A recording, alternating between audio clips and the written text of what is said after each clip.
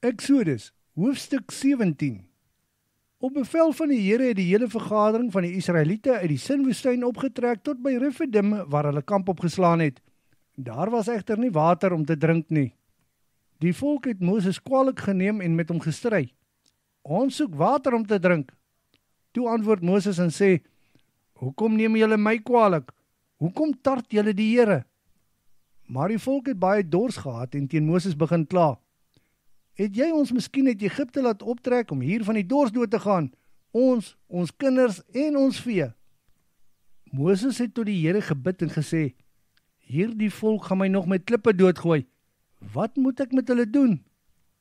Toe sê die Here vir Moses, jy moet die leiers roep en saam met hulle voor die volk uitgaan. Vat die kierie waarmee jy op die Nyl geslaan het met jou saam. Toe, gaan. Daar by die rots van Horeb sal ek staan. Dan moet jy die rots met die kierie slaan. Daar sal water uit die rots vloei en die volk kan daarvan drink.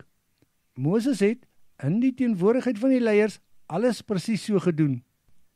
Moses het die plek Massa en Meriba genoem, wat uitdaag en verwyd beteken, want daar het die Israeliete die Here uitgedaag en gevra, is die Here werklik hier by ons? Die Amalekiete het teen Israel opgetrek vir die geveg by Refidim. Daarop het Moses vir Joshua opdrag gegee. Jy moet manne uitsoek vir die geveg en dan optrek teen Amalek. Kyk, môre sal ek daar op die koppie gaan staan met die kierie wat God in my hand gegee het. Joshua het toe presies gedoen soos wat Moses hom beveel het en gereed gemaak vir die geveg teen Amalek. Intussen het Moses, Aaron en Hur teen die koppie uitgeklim. Solank as wat Moses sy hand in die lug gehou het, het Israel gewen in die geveg. Maar sodra hy sy hand laat sak het, het Amalek gewen. Moses se hande het moeg geword.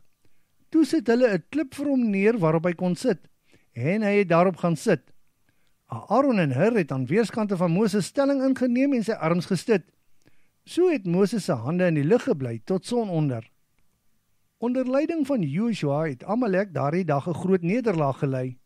Toe beveel die Here vir Moses, jy moet dit in 'n boekrol opskryf, sodat dit nooit vergeet word nie. Vir Joshua moet jy ook goed laat verstaan, dat ek definitief die naam van Amalek onder die hemel sal uitwis.